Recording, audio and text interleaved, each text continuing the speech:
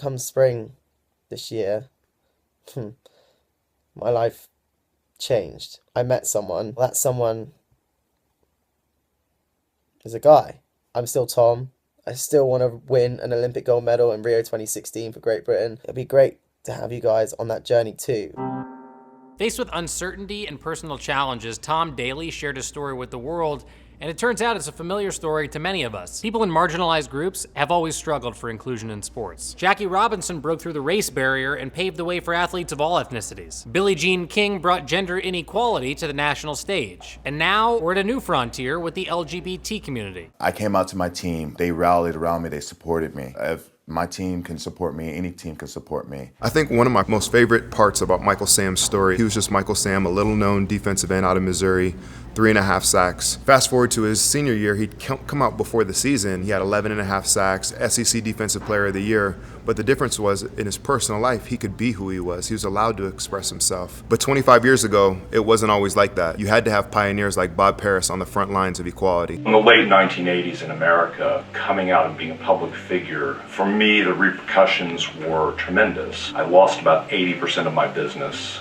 Literally had doors closed in my face. Paris may have suffered early on for his bravery, but he paved the way for gay athletes and helped change the social environment in America for future generations. He opened up the door for people like Robbie Rogers, the first openly gay male in a major league. Last year, he joined the LA Galaxy and discussed what it was like to mask his true identity before he came out. You hide who you are, but for me, it was make sure you're not dressed too well. Make sure your vocabulary is over-masculine, I would say. When you do dumb things like that, that's when the whole struggle happens. In his press conference with the Brooklyn Nets, Jason Collins gave what he thought was his most important piece of advice. Be yourself, be your true authentic self, and never be afraid or ashamed or have any fear to be your true authentic self. The thing I love the most about Jason Collins coming out, he's 7 foot tall, he's black and strong, he's a professional athlete in the NBA, he goes to church, and he just so happens to be gay. And right now is the time to step up for the LGBTQ community. Whether it's sports, marriage, or everyday life, we should all be able to pursue our own truths and happiness. Today, many of the athletes who have come out have done so of their own choosing, in their own time, but some have not. In May of 1981, tennis legend Billie Jean King was forced to publicly acknowledge a lesbian affair after being outed. I told my PR person, and I told my lawyer, I want to have a press conference, and I'm going to tell the truth. And they said, you cannot do that. No one's ever done that. I said, I don't care what people have done before me. I said, yes, I did have an affair with Marilyn Barnett. And they went, oh! Every single endorsement I had, I lost it all in 24 hours.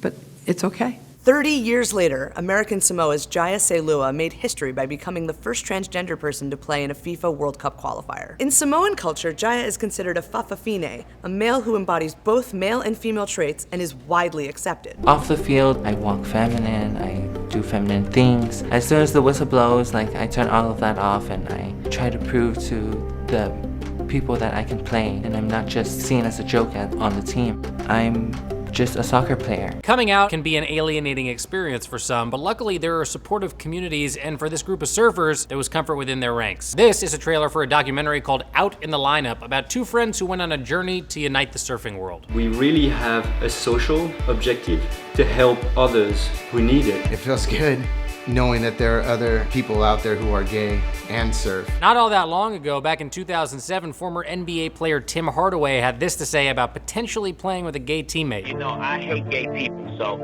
I let it be known. I don't like gay people. I don't like to be around gay people. People said, I might not understand gay people. I might not know or even like gay people, but I'm not that. I don't hate. I look back at that moment as the moment professional sports shifted. And it has. Hopefully movements like Proud to Play can spark more changes, like the ones in Tim Hardaway himself. His greatest crossover ever was that he admitted his statements were so harmful, he now even supports LGBT equality and legislation. But while locker rooms still have a long way to go, attitudes today of fellow teammates have certainly come a really long way. Gotta talk about one of your college teammates who recently just came out, Michael Sam. Yes. Did you know? Yes, I knew. Knew since I touched down, lived with Michael Sam. A regular guy. Is there a place for him in an NFL locker room? Most definitely. I believe, unless your team's immature-minded. And the support of even potential future teammates was made clear when NHL player Ben Scrivens participated in the Toronto Gay Pride Parade. Hopefully the NHL can be a leader going forward. We want acceptance is the end goal. If there is a gay NHL player, if it's not this year, if they're not currently playing, maybe a young kid growing up will continue to play hockey and make it to the NHL, and he can be that one. But I'd be proud to have him on my team, I know. What all of these athletes have shown us is that the only thing people should be judged by is their merit and their ability. Proud to play can mean so much more. What did we miss? What does it mean to you? Let us know. Share your thoughts in the comments and even drop a link to a video. After the show, we got a whole playlist of LGBT videos and people breaking down barriers. But before we go, we wanted to share with you a beautiful video about inclusion in the face of exclusion. This is the Russian national anthem sung before the Sochi Games in support of gay athletes.